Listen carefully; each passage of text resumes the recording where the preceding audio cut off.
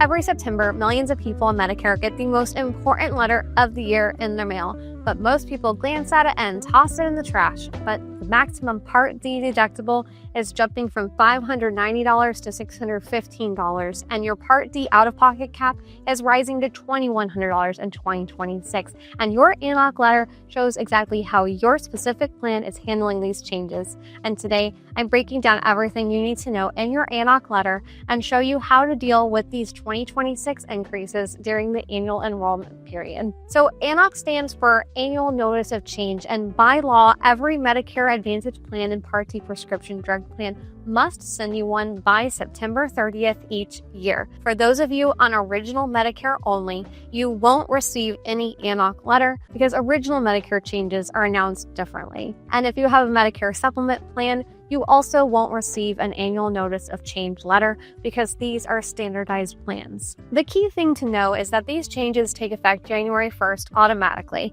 You don't get to vote on them, and ignoring the letter doesn't make the changes go away. But before we dive into how to read your ANOC letter, I think it's really important you know why 2026 is bringing some serious changes to Medicare and Medicare drug plans. So the government has been providing financial support to Part D plans through what's called premium stabilization. Think of it as a subsidy that helps keep your drug plan premiums lower. But for 2026, CMS is cutting that support from $15 per month per member to just $10 per month. I think this government subsidy cut is a big reason why many Part D plans are raising premiums for 2026. And your ANOC letter might also show your Part D deductible jumping to $615 for 2026. If you take expensive medications, you could hit that $615 in January or February. But if you take generic drugs, it might take you most of the year to reach that deductible. But it's super important to note that this is the maximum allowable deductible for plans. Some Part D plans might still offer lower or no deductibles. So when you get your ANOC letter, these changes will show up in black and white. You might see premium increase $45 per month or deductible change $615. This is exactly why you can't just glance at your ANOC and throw it away. These letters aren't always small changes. They could be premium and deductible changes. This is usually the first thing that people notice in the ANOC letter. Your monthly premium might go up, down, or stay the same. But even if your premium stays flat, your deductible could be changing too. I've seen it where plans keep premiums the same, but then double the deductible. On paper, it looks like there's no change because you're just looking at the premium, but you're actually going to be paying more out of pocket before your health coverage kicks in. And there could be copay and coinsurance changes. Your doctor copay might go from $20 to $35, or your specialist visit might jump up extra $20. But if you see doctors regularly, those copays add up fast. And maybe your doctor, specialist, or hospital might be dropped from the network. And the ANOC letter you get will tell you about major network changes, but it won't list every single provider. So please don't just solely rely on your ANOC for this information. After you get your letter, call your doctor's offices and ask if they are still in network for your plan for next year. Many doctors' offices get this information before patients do. There might be prescription drug coverage changes. Your medications might move to a different tier, which changes how much you pay for your copay. A drug that cost you $20 might jump to $50, or worse, it might be removed from the formulary entirely. Those extra benefits could also change. These are those bells and whistles they get you with when you first sign up. Dental, vision, hearing, over-the-counter allowances, gym memberships. Plans love to add these extra benefits to attract new members and then quietly reduce them the following year. Now, there's been times when the ANOC changes have really affected my clients.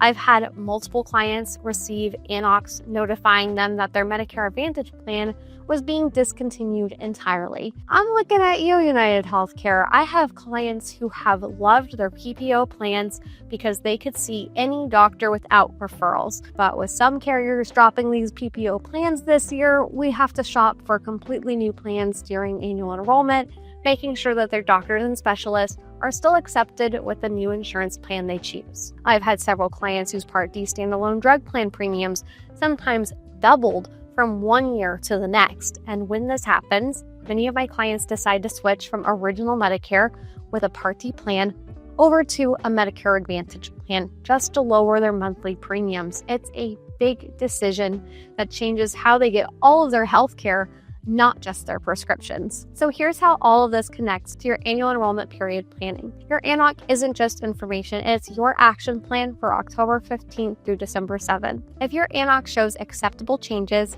maybe your deductible and copays go up slightly, but everything else stays about the same. Your doctors are still covered, your medications are still affordable, and most importantly, you're happy with the benefits. In this case, you might decide to stick with your current plan, but, and this is very important, you should still shop around during annual enrollment, because just because your current plan is acceptable doesn't mean there isn't something better available out there for you.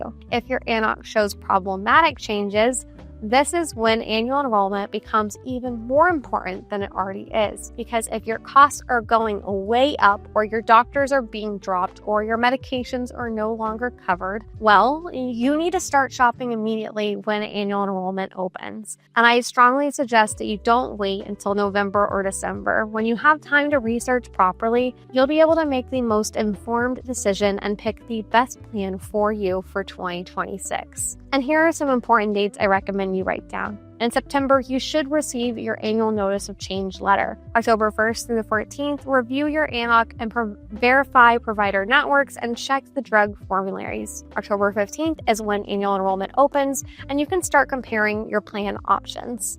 And by November, I suggest you make your decision and enroll if you're changing your plan, because December 7th is when annual enrollment closes and no more changes are allowed after this point, unless your ANOC says your plan is ending, like it's being discontinued entirely. You get extra time to shop until December 31st. But if you don't make any changes by December 31st and your plan ends, you will be switched back to original Medicare automatically, without Advantage benefits and without Part D drug coverage. Now let's talk about some of the most common ANOC mistakes that I see that cost people a lot of money. Mistake number 1 is assuming no news is good news. Some people don't get their ANOC right away and assume that means there's no changes to the plan.